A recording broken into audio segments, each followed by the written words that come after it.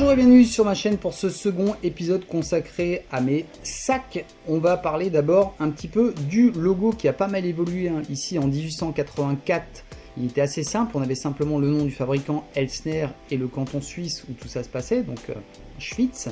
Il a ensuite évolué en 1902 pour se transformer en Victoria, donc du prénom de la mère de monsieur Karl Elsner. Et puis en 1931, on voit apparaître ce curieux symbole qui n'est autre qu'une arbalète. Alors arbalète, arme de jet énormément utilisée au Moyen-Âge. Et si je vous dis arbalète et si je vous dis Suisse, vous devez forcément penser à Guillaume Tell. Alors Guillaume Tell, héros légendaire de la Suisse, ici on voit son profil Facebook de l'époque. Et puis ce récit, on l'aperçoit pour la première fois dans le fameux livre blanc de Sarnen en 1474 avec une couverture qui fait déjà bien flipper. Et puis bien que ce soit une légende, on a quand même une date assez précise, c'est celle du 25 juillet 1307. Alors pour la petite histoire, rapidement, on a évidemment le gentil Guillaume Tell qui ici est fraîchement rasé parce que je vous rappelle qu'on est un dimanche, et le méchant de l'histoire qui est Hermann Gessler, qui est le bailli impérial de Schwyz et d'Uri, donc qui est le gouverneur de ces régions et qui travaille pour les Habsbourg. Et la plupart du temps, qu'est-ce qu'il fait? Il persécute le peuple suisse. Et puis un jour, il décide de mettre son chapeau en haut d'un mât et de dire aux gens, quand vous allez passer à côté, vous allez saluer mon chapeau, même si j'y suis pas. Et là, évidemment, Guillaume Tell ne le fera pas et se fera balancer. Alors, Gessler le fait venir et lui dit, écoute, t'aimes bien jouer, on va faire un petit jeu, tu vas mettre une pomme sur la tête de ton fils et avec ton arbalète, tu vas lui tirer dessus. Et évidemment, Guillaume Tell s'exécuta et réussit parfaitement son tir. Là, Gessler, plutôt mauvais joueur, lui dit, tiens, j'ai remarqué que tu avais un second carreau qui était prêt, sois sincère, qu'est-ce que tu voulais faire avec? Guillaume Tell lui dit simplement si j'avais blessé mon fils, j'aurais utilisé ce carreau pour te tirer dessus. Donc là évidemment Gessler, on commence un petit peu à le connaître, il décide d'emprisonner, de faire prisonnier en tout cas Guillaume Tell, qui finira par s'échapper, qui finira par tuer le méchant, et tout est bien qui finit bien comme dans tous les bons films américains. Évidemment, ce symbole donc de l'arbalète est resté et maintenant représente la qualité de fabrication et la précision suisse. C'est pour ça qu'on va le retrouver notamment sur les bases de certains de nos couteaux suisses, avec des différentes versions suivant les époques et puis des marquages qui ont sensiblement la même dimension mais qui sont parfois un petit peu plus larges, un petit peu plus profondes suivant les années de production, ce qu'on va voir en détail sur les prochains couteaux que je vais vous montrer.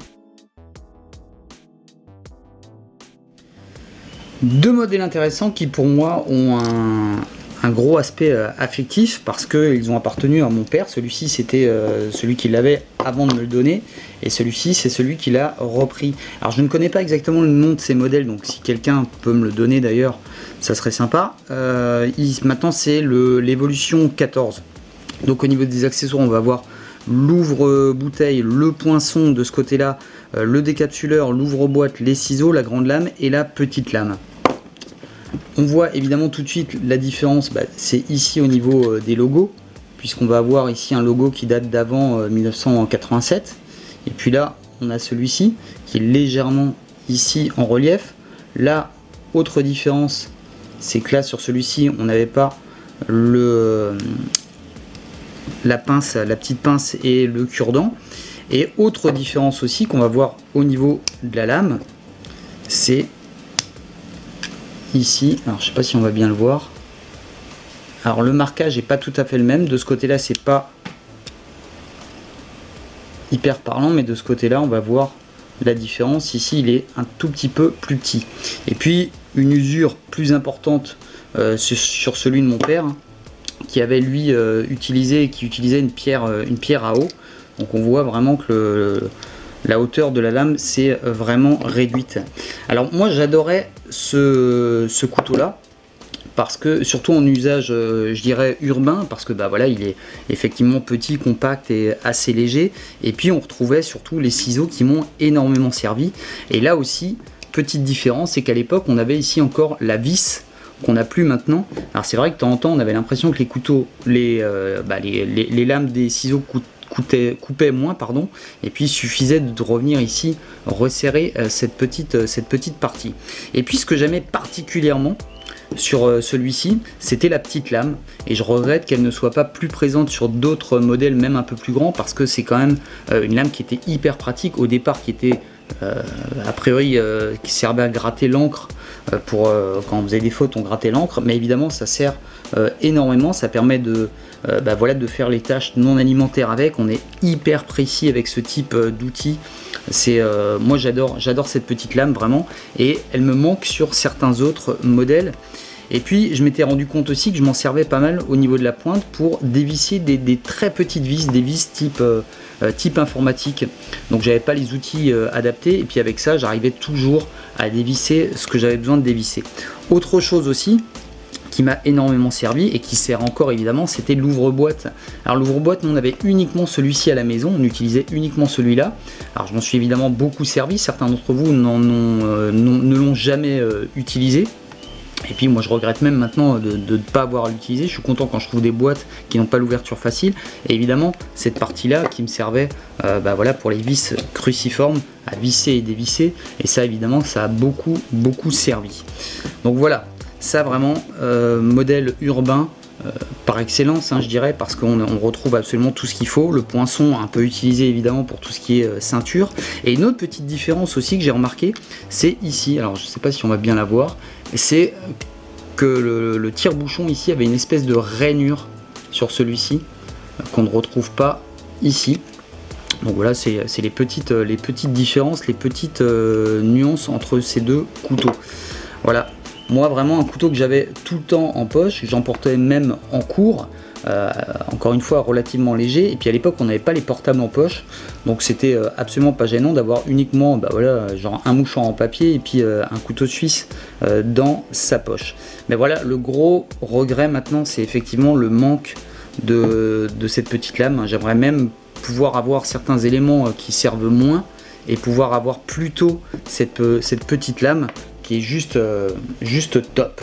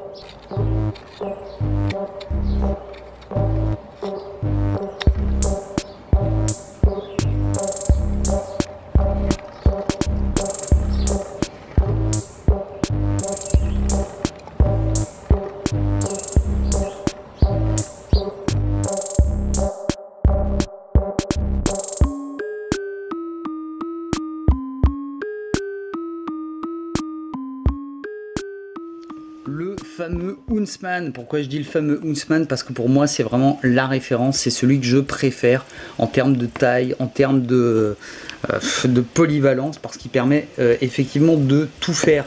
J'avais effectivement celui-ci avant, le Huntsman, et ensuite j'ai pris le Huntsman parce que je voulais absolument avoir cette fameuse scie, évidemment, qui est ultra efficace, hein, vous le savez, vous l'avez vu évidemment, c'est une scie qui était fantastique. Et j'ai remarqué, avec ça c'était le modèle le plus récent que j'ai eu du Huntsman, parce qu'évidemment j'avais flashé sur les plaquettes type camouflage, et puis avec quelques petites différences, parce que évidemment on va retrouver les mêmes éléments, mais sur celui-ci j'avais effectivement en plus l'ouvre-boîte et la pince à épiler qui sert tout le temps, hein, dès qu'on bricole, qu'on prend une écharde, et cet élément là, alors qu'on découvre ici, hein, qui était au départ fait pour porter les paquets avec des ficelles, mais on peut faire énormément de choses avec ça. Alors honnêtement, moi je m'en suis pas énormément servi, mais je suis déjà tombé sur des vidéos qui durent plus d'une demi-heure, où on nous montre absolument tout ce qu'on peut faire avec, avec ça. On peut s'en servir pour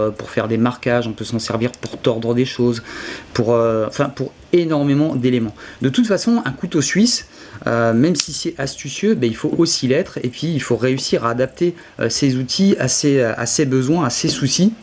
Et c'est vrai que moi, avec le Huntsman, j'ai toujours réussi à faire tout ce que j'avais à faire.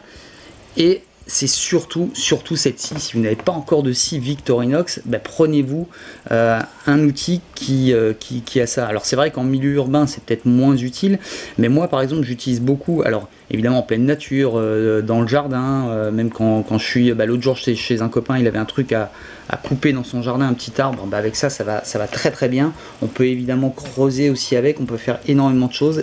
Il n'y a pas de problème d'affûtage, hein. Moi j'ai jamais affûté une scie Victorinox, ça a toujours parfaitement coupé. Et puis voilà, on a suffisamment d'amplitude. Sur les autres modèles seront plus grandes, mais honnêtement ça va très très bien. Et je m'en sers beaucoup en bricolage, je bricole pas mal des meubles en palette, etc. Et je me retrouve très souvent à utiliser ça, alors que j'ai plein d'autres outils, mais voilà, ça c'est vraiment un incontournable. Donc si vraiment vous hésitez sur le choix d'un couteau, même s'il est un petit peu plus gros que celui-là, hein, je vous le disais, la scie c'est vraiment l'élément qui fait la grosse différence. Et encore une fois, voilà, ce que j'adore ici, c'est cette petite lame. Donc c'est vraiment les éléments que j'affectionne particulièrement. Et là je vous montre juste les ciseaux pour vous montrer voilà, le fameux système ici qui n'a plus la vis. Et sur l'ancien, j'avais encore la vis ici. Donc vous voyez, donc celui-là doit dater aussi d'avant 87 il me semble, avec ici le logo là. Hop, la petite pointe qui a dû casser, mais je me rappelle pas comment j'ai réussi à la casser. Hop. Et ici par contre celui-ci est toujours en très très bon état. Alors il n'est pas très vieux celui-là, pour la petite histoire, j'en avais déjà un. J'étais parti il me semble en 2008 en métropole, et je l'avais oublié, je l'avais en poche avant de passer l'aéroport, et heureusement que j'étais encore avec mes amis, donc j'ai pu donner le modèle à mon pote. Celui-ci il est relativement plus gros, plus lourd que le modèle que je vous ai montré avant. Donc c'est vrai qu'en poche à un moment il commençait à être gênant, donc j'avais fait un système pour le suspendre à ma ceinture, donc à l'intérieur de ma poche. Donc là c'était pas mal au niveau du transport, mais c'était beaucoup moins pratique à utiliser, à ressortir, fallait que j'enlève le petit clip, etc. Donc au final celui-ci je l'ai mis sur un porte-clés de clés que j'utilise pas forcément tout le temps, mais dans mon sac, et il est donc forcément à disposition direct, et je m'en sers vraiment très très souvent. Donc là pour moi vraiment le Huntsman c'est ma référence de Victorinox. Si je devais prendre un seul Victorinox, ça serait certainement celui-ci.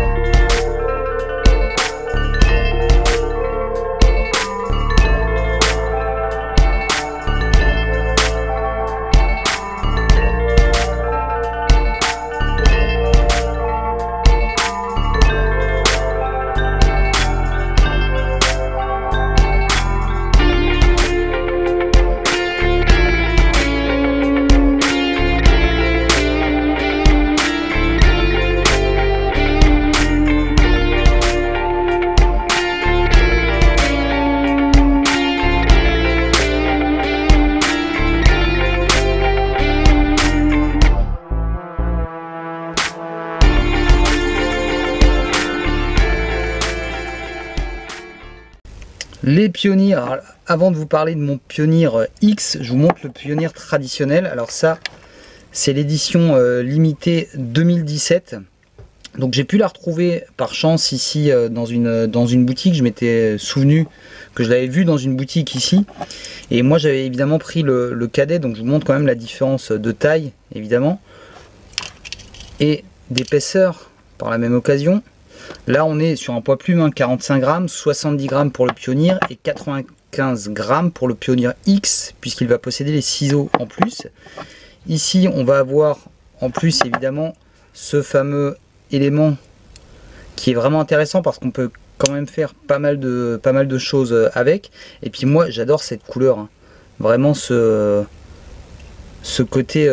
côté kaki de cette édition 2017, je la trouve juste superbe. Alors évidemment le classique est très très bien. Et je crois que le classique a une peinture anodisée de 3 couches qui est un peu plus résistant peut-être. Alors il a déjà pris un petit shoot ici, hein. Il est tombé, mais il faut qu'il vive. Et donc celui-ci c'est un cadeau pour ma soeur. Je vous montre aussi la différence de taille de lame sur le cadet et sur un Pioneer. Pour vous montrer quand même qu'on a quand même une petite différence et de longueur, d'épaisseur. Et voilà, et puis là on a une courbure un peu plus importante et on a une lame un peu plus grosse que sur un couteau suisse classique, hein. Où est-ce que j'en ai un? Forcément là, hein. Hop, on va prendre un au hasard. Là on voit aussi la différence de taille, vous la verrez un peu mieux tout à l'heure. Voilà, donc vraiment la version 2017 je la trouve juste superbe. Et celui-ci il va partir en métropole puisque c'est le cadeau pour ma grande sœur et j'espère que ça va lui faire bien plaisir. Le Pioneer et le fameux Pioneer X.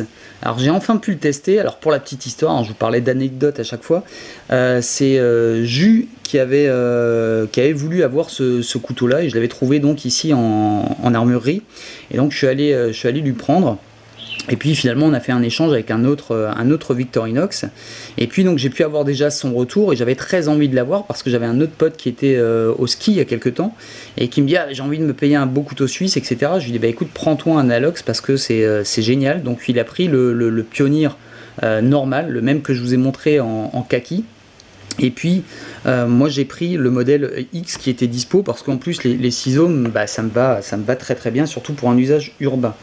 Évidemment c'est un peu plus lourd, un peu plus costaud qu'un couteau suisse, notamment au niveau de la lame qui est un peu plus grosse, qui est un peu plus épaisse que sur un couteau traditionnel. Et là vous allez bien le voir, c'est ici simplement, c'est que voilà la grosse différence entre les deux lames.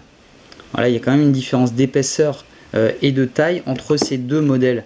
Alors déjà là où je me suis rendu compte de la différence, c'est eh bien quand je vais l'utiliser en cuisine, parce que c'est vrai que le fait d'avoir une épaisseur plus importante, eh bien on a un peu plus de mal à passer sur certains éléments. Alors quand c'est des petits oignons, des petites choses comme ça, ça va tout seul, c'est pas le problème, mais quand c'est des éléments un peu plus gros, eh bien on sent que l'épaisseur joue un petit peu le jeu.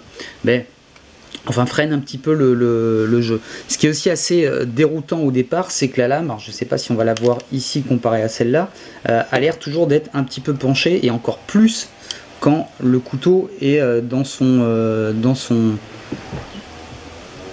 logement, parce qu'on a vraiment l'impression que la lame est ici de travers. Le poinçon également, alors le poinçon il est vraiment intéressant au final, parce que évidemment, il va s'utiliser uniquement dans un sens horaire, hein, puisqu'on va avoir ici cette petite partie-là. Alors, Jules me disait justement qu'il trouvait ça assez élégant, le fait ici que ça vienne parfaitement s'aligner. Il est très facile à utiliser et à sortir du coup. Et je me suis rendu compte que c'était un petit peu une alternative aux petites lames. Je vous parlais des petites lames qui manquaient, mais c'est vrai qu'avec ça on peut faire pas mal de choses, on peut ouvrir des colis, etc. Et c'est assez efficace. C'est pas aussi pratique que l'autre petite lame, mais ça reste évidemment très utile et très sympa, et pas que comme poinçon. Après, le fait qu'il soit effectivement au bout ici, bah, c'est beaucoup plus pratique à utiliser que le poinçon traditionnel. Hop, fermez ça avant de le couper. Le poinçon traditionnel qui est là, qui est un peu plus délicat. C'est vrai que c'est beaucoup plus facile d'utiliser ça que ça. Alors évidemment sur celui-ci il n'y a pas le chat comme ici pour pouvoir faire un peu de couture. Moi ça ne me dérange pas outre mesure. En tout cas je le trouve bien pratique. Les ciseaux qui sont exactement les mêmes, qui ont l'air, alors c'est assez drôle parce qu'ils ont l'air beaucoup plus costauds par rapport au couteau même. Et en fait, pas plus que ça, hein, c'est-à-dire que c'est exactement les mêmes que sur ce couteau-là. Donc elles sont pas plus épaisses, elles sont pas plus grosses, mais elles sont toujours, encore une fois, toujours aussi efficaces. Et là, toujours aussi sales d'ailleurs, je sais pas ce que j'ai coupé avec. Mais enfin voilà. Autre chose aussi, alors c'est vrai que c'était Julien qui m'avait fait remarquer ça. Lui, c'est vrai que cette partie-là, il l'a trouvée assez gênante, du fait aussi qu'on a l'impression que le ressort est encore un peu plus costaud que sur les couteaux traditionnels, et quand on va venir ici le refermer, bah on va être ici avec la pomme en appui là, et c'est vrai que c'est pas ultra agréable. C'est pas plus gênant que ça. Alors c'est vrai que ça aurait été difficile de le mettre ailleurs, je pense, par rapport à l'ouverture des autres outils, et notamment du poinçon qui va être de ce côté là. Donc évidemment voilà, ils ont préféré le mettre ici. Bon, pour moi c'est pas plus gênant que ça. Ce qui est intéressant au niveau des plaquettes, évidemment, c'est qu'on est sur des plaquettes anodisées, alors 3 couches a priori sur ce modèle là, hein, comparé au modèle de couleur. Et ce qui est bien, c'est que si vraiment on va faire une rayure dessus, ça va beaucoup moins se voir que sur un modèle en couleur. Et puis on aura la même couleur de matière, donc on verra pas les petits accros. Et ce qui est sympa aussi, mine de rien, c'est ce côté un peu grippant, hein. C'est-à-dire que quand j'ai coupé justement, je me suis amusé à faire la cuisine avec, je me suis rendu compte que le fait d'avoir les mains mouillées parce qu'on est en train d'éplucher des légumes, etc., bah, ça permet d'avoir quand même un certain grip. Et puis on a cette lame, on sent que cette lame elle est vraiment costaud, qu'on va pouvoir vraiment travailler un peu plus dur qu'avec un couteau normal, mais encore que... franchement, un couteau normal, moi j'ai jamais eu de soucis en me disant je vais péter le couteau ou quoi que ce soit. Donc bon. Mais en tout cas, voilà, on le voit ici à la base, hein, quand même la différence d'épaisseur qui est un peu plus importante. Et une toute petite différence de longueur, vous l'avez vu tout à l'heure. Donc voilà, c'est vrai que pour la cuisine, c'est moins l'idéal que ça. Forcément qu'une lame un peu moins épaisse, c'est normal. Mais voilà, il y a le charme du Halox, hein, le fait que il y a vraiment ce côté classe, hein, qui donc voilà, dans les années 60, donc le couteau d'officier suisse, moi j'en ai toujours rêvé, j'ai toujours voulu en avoir un, je sais pas pourquoi je l'ai pas fait avant. Donc j'ai eu le cadet avant celui-ci, qui me convient très bien, je vous l'ai dit, par rapport à son encombrement, mais celui-là, voilà, pour un usage urbain, bah, c'est juste top. Je l'ai assez souvent dans la poche, même dans les poches de côté sur le pantalon, et je le trouve pas plus gênant que ça.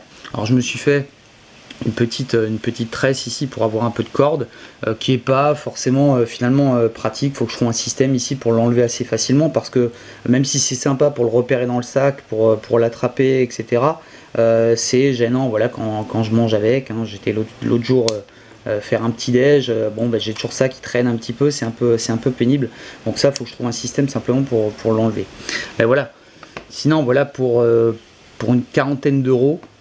Donc c'est effectivement, bah, si on compare les deux, si je devais prendre un des deux, je partirais quand même sur le Halox, sur celui-ci, le Huntsman, par rapport à la scie et tous les éléments qui sont présents. Et on est sur une gamme de prix entre 35 et 40, et là on est plutôt autour de 45 euros. Mais voilà, c'est vraiment le côté beaucoup plus classe, beaucoup plus distingué du couteau que j'adore. Et je crois que vous êtes nombreux à aimer ce couteau, et c'est normal. Et si vous hésitez encore, n'hésitez pas, parce que voilà, c'est encore une fois un excellent couteau de la gamme Victorinox, même si voilà, son poids est quand même assez important. D'ailleurs, tiens, je vais le comparer avec le Huntsman, parce que mon Huntsman ici va faire 97 grammes, et là on va être sur à 95 grammes. Donc c'est vrai qu'on a le même poids, et on a beaucoup plus de possibilités évidemment avec celui-ci. Donc voilà, mis à part la largeur, l'encombrement de la largeur, qui est de l'ordre de quelques millimètres. Bon, je partirais quand même sur celui-ci si je devais en avoir un. Je vous le disais, moi vraiment le Huntsman, c'est la référence pour moi. Et il faut savoir que sur celui-ci, évidemment, on va pas pouvoir changer les plaquettes comme on peut le faire sur celui-là. En ce moment, on voit des vidéos qui tournent, comment changer les plaquettes, etc., comment intégrer dans les plaquettes des éléments. Mais bon, voilà, c'est pas l'idée de celui-ci. Et puis là, la petite plaque qu'on va pouvoir graver. Alors moi, j'ai pas trouvé quelqu'un qui peut me le faire correctement. Il faudrait un gravage laser. Bon, enfin voilà, c'est pas bien grave. En tout cas, je voulais en avoir un et en même temps que mes potes, je dirais, parce que du coup, bah, ça nous fera un souvenir. On se rappellera de l'époque à laquelle on a eu ce couteau. Et pour terminer cet épisode, un petit couteau, je vous l'avais déjà présenté parce que c'est un couteau qui est peu connu de chez Victorinox, mais que je trouve hyper élégant. C'est un couteau à pain, donc c'est marqué là, un Becker Knife Red. Vous voyez le prix à l'époque, hein, 22,20 € dans une boutique ici. Et voilà, c'est une petite lame ici avec des serrations qui sert normalement au boulanger pour faire les petites rainures dans le pain. Et moi je l'utilise de temps en temps pour couper mon pain. Voilà, je prends une baguette et je le coupe à l'envers et je le trouve hyper beau. Alors on n'a pas de logo sur le couteau en lui-même, on a juste ici le marquage là. Les serrations sont évidemment hyper efficaces et puis je trouve que sa ligne elle est juste magnifique. On a vraiment ici cette petite courbure ici qui revient là, ça fait un espèce de S. Voilà, je le trouve magnifique, ça pèse rien. Hein, on est sur des plaquettes en alu avec une super couleur en plus. Ah, je le trouve fantastique. En plus, on arrive facilement à l'ouvrir ici. Et voilà, ça c'est un couteau qui est juste magique. Alors, il est livré dans une petite pochette qui est un peu en espèce de simili sky, hein, voilà. Mais pourquoi pas. Mais en tout cas, voilà, celui-ci est vraiment un modèle que je trouve génial. Voilà, qui doit coûter, bah, je pense, une vingtaine d'euros hein, sur le net. Et c'est d'une légèreté, d'une pureté superbe. Alors je me demande qui l'a dessiné parce que bah, c'est vraiment réussi, je trouve. Enfin, vous me direz évidemment dans les commentaires si vous connaissiez ce couteau et s'il vous plaît.